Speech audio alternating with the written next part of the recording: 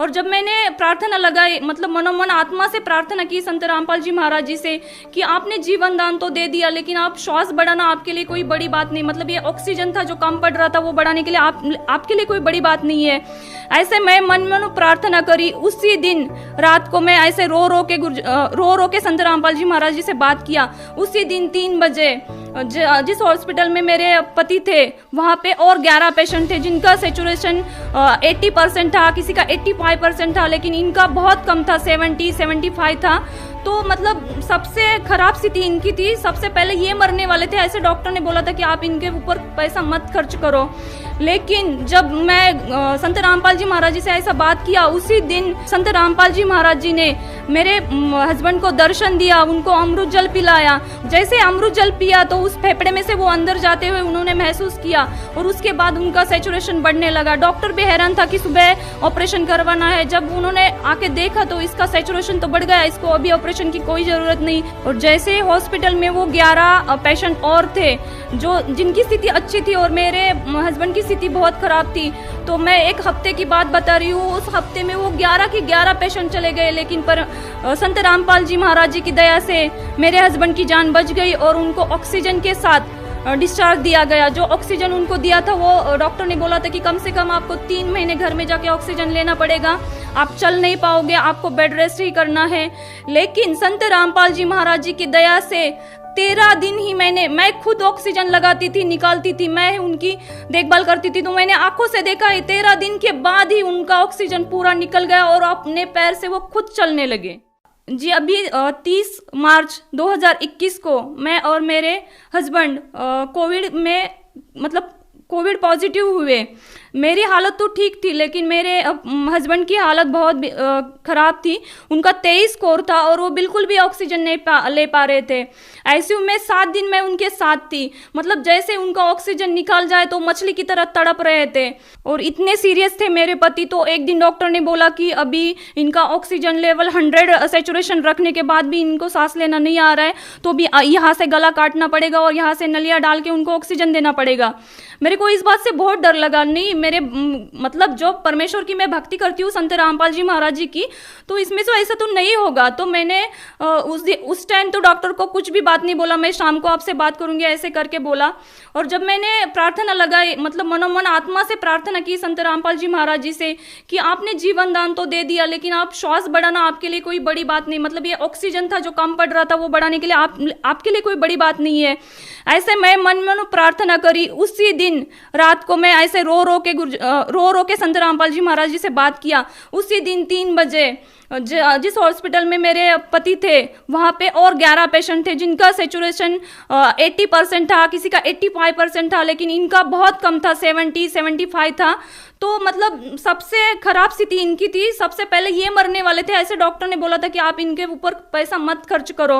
लेकिन जब मैं संत रामपाल जी महाराज जी से ऐसा बात किया, उसी दिन 3 बजे गुरुजी संत रामपाल जी महाराज जी ने मेरे हस्बैंड को दर्शन दिया, उनको अमृत जल पिलाया। और जैसे ही उनको अमृत जल पिलाया, उनके फेफड़े जो 23% मतलब डैमेज हो चुके थे, वो इतने मतलब जैसे अमृत जल पिया तो उस फेफड़े में से वो अंदर जाते हुए उन्होंने महसूस किया और उसके बाद उनका सैचुरेशन बढ़ने लगा। डॉक्टर भी हैरान था कि सुबह ऑपरेशन करवाना है। जब उन्होंने आके देखा तो इसका सैचुरेशन तो बढ़ गया, इसको अभी ऑपरेशन की कोई जरूरत नहीं। और जैसे हॉस्पिटल में वो 11 पेशेंट और थे जो जिनकी स्थिति अच्छी थी और मेरे हस्बैंड की स्थिति बहुत खराब थी, तो मैं 1 हफ्ते की बात बता रही हूँ। उस हफ्ते में वो 11 के 11 पेशेंट चले गए, लेकिन पर संत रामपाल जी महाराज जी की दया से मेरे हस्बैंड की जान बच गई और उनको ऑक्सीजन के साथ डिस्चार्ज दिया गया। जो ऑक्सीजन उनको दिया था वो डॉक्टर ने बोला था कि कम से कम आपको 3 महीने घर में जाके ऑक्सीजन लेना पड़ेगा, आप चल नहीं पाओगे, आपको बेड रेस्ट ही करना है।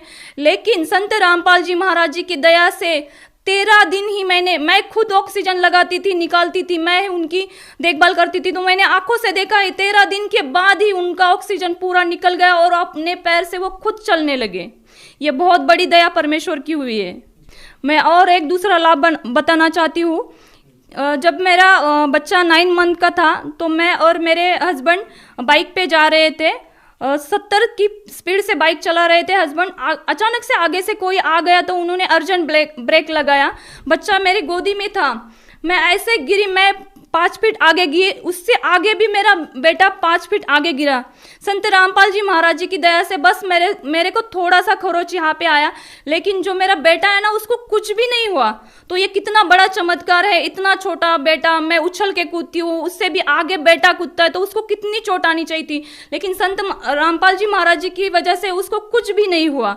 ये मेरे को जीवन दान दिया मेरे बेटे को संत रामपाल जी महाराज जी ने। बहन जी, जैसा कि आपने बताया कि संत रामपाल जी महाराज ने आपको इतने सारे जीवन दान दिए, आपके बच्चे को जीवन दान दिया, इतनी सारी समस्याओं से आपको बचाया, तो आप भगत समाज को क्या संदेश देना चाहते हैं? जी, मैं भगत समाज को, मेरे भाई बहन को ये संदेश देना चाहती हूँ कि देखो, हम सुशिक्षित है, आज सभी को ज्ञान है कि हमें पढ़ना चाहिए। हर एक कोई ना कोई किसी दुख से परेशान है, कोई ना, मतलब हम सब भगवान की खोज करते हैं, तो हमें ये देखना चाहिए कि भगवान कौन है, हम यहाँ कैसे आए हैं। तो मैंने भी बहुत सारे किताबें पहले पढ़ी थी, तो मेरे को समझ में नहीं आता था कि इसमें कुछ बताया भी है, लेकिन जब ज्ञान गंगा बुक पढ़ी तो मुझे सृष्टि रचना पता चली कि हम यहाँ कैसे आए हैं, ये काल देवता कौन है, हमारे साथ इतने सारे इंसिडेंट्स क्यों घटते हैं, इसके पीछे क्या कारण है, क्या वजह है, हमने ढूंढना चाहिए। लेकिन हम क्या करते हैं, जैसे हमारी पारंपरिक भक्ति है, हम अंधे होके वो भक्ति करते रहते हैं और रोते रहते हैं कि हमारे साथ कुछ भी अच्छा नहीं होता है।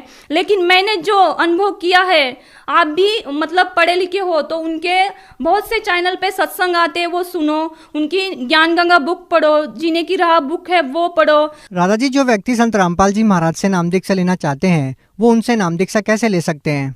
जी, उनके सत्संग बहुत सारे चैनलों पे आते हैं, तो उसके नीचे पट्टी आती है नीली कलर की, उसमें बहुत सारे नंबर दिए जाते हैं। अपने जिले के नामदान केंद्र का पता करके आप वहां से नाम दीक्षा ले सकते हो। जी, बहुत बहुत धन्यवाद सत साहेब जी।